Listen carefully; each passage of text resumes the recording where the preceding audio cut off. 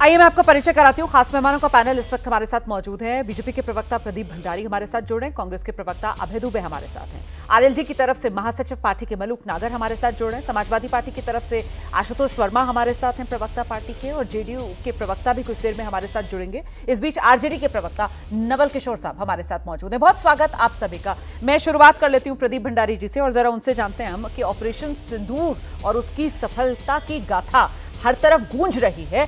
ऐसे में इतिहास के पन्ने पलटकर कांग्रेस पर प्रहार क्यों जरूरी हो जाता है? प्रदीप भंडारी जी।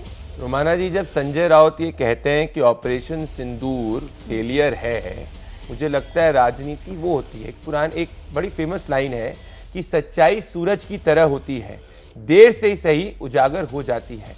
तो आज दो सच्चाइयां उजागर हो रही है। एक, विपक्ष का असली चेहरा सामने आ रहा है, जो कह रहे थे कि हम जो है समर्थन दे रहे हैं, आज धीरे धीरे वो हमारे सेना के शौर्य पर सवाल उठा रहे हैं और उनको इस बात से चिढ़ है कि पूरी दुनिया भारत के सेना का सम्मान कर रही है। और दूसरा, जो सच्चाई की बात है, इसमें आप मुझे बताइए तथ्यात्मक रूप से हम क्या गलत बोल रहे हैं कि जवाहरलाल नेहरू जी की गलती की वजह से ये पूरा हिस्सा अगर आप जो देख रहे हैं, यहाँ पे जो ये अक्साई चिन्ह जो है, ये नेहरू जी ने गिफ्ट करा चाइना को। ये पीओके जो यहाँ पे आप देख रही हैं, ये नेहरू जी ने गिफ्ट करा पाकिस्तान को, वरना ये पूरा हिस्सा हमारा होता। अब मैं तथ्यात्मक रूप से प्रूव करूंगा।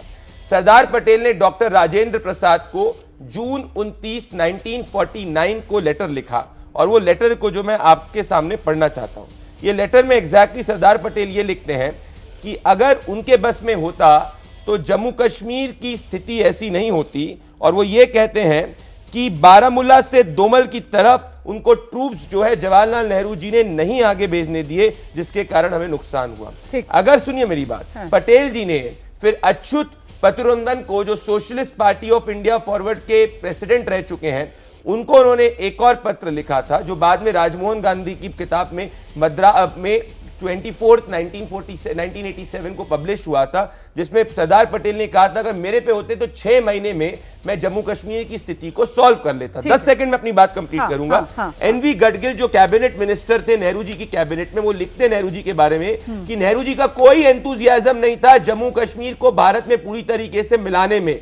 I am afraid that Nehru is responsible for the prolongation of the problem through his willingness to compromise at every stage. Had Vallabhbhai been in charge, we would have settled it long ago.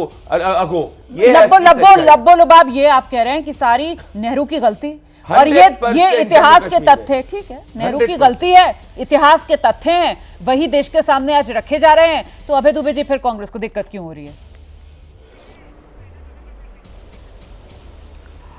Romana ji, Bharatiya Janata party ही वो राजनीतिक दल है अवसरवाद से ग्रसित, जो सरदार पटेल के लिए भी ऐसी बेमनसी की आग में जलते थे, घृणा करते थे, किताब निकालते थे। ये एचवी शेषाद्री राष्ट्रीय स्वयंसेवक संघ के पूर्णकालिक हैं, और प्रधानमंत्री मोदी जी जब कार्यालय प्रमुख थे तब वो किताब बेची जाती थी, आज भी बेचते हैं ये लोग। The tragic story of partition. आज भी जो हेडक्वार्टर है आरएसएस का, 100 रुपए में आपको वो किताब मिलेगी। साहित्य साधना सदन है मुख्यालय में, उसका एक दफ्तर है, दफ्तर के पास ही किताब की दुकान है। ठीक है। ये कहती है कि बंटवारे का खलनायक पटेल, पूरी पटेल पर केंद्रित किताब, क्योंकि जब तक पटेल इनकी राजनीति के केंद्र में नहीं थे। आज अपने पाप छुपाना चाहती भारतीय जनता पार्टी। प्रधानमंत्री जी, पहलगाम के आतंकवादी कहां हैं? देश पूछ रहा है। घर में घुसकर 1.5 घंटे तक माना। विनय नरवाल जो सेना के अधिकारी थे, उनकी बहन कह रही थी 1.5 घंटे तक मेरा भाई जिंदा था। शर्मनाक लोग, देखिए क्या हरकत की। जून 2024 में पहलगाम से भी बड़ा हमला हुआ। रियासी में तीर्थयात्रियों की बस पर आतंकवादियों ने अंधाधुंध गोलियां चलाई। 50 यात्री थे, वो तो ड्राइवर को सिर में गोली लगी और बस खड्डे में चली गई, तो 9 लोगों की हत्या कर पाए, और 40 के सीने पर गोलियां लगी, 40 के, इससे दोगुनी संख्या। उसके 2 महीने बाद अक्टूबर में हमारे जो विदेश मंत्री है वो पाकिस्तान के शहबाज शरीफ के घर डिनर करने चले गए, बेशर्मी के साथ। कहते हैं एससीओ का सम्मेलन है। उसके पहले प्रधानमंत्री जी केक काटने गए बगैर बुलाए। पठानकोट में आईएसआई को बुलाया, क्या हुआ? जांच रिपोर्ट बताओ तो सही। पहलगाम के हमले की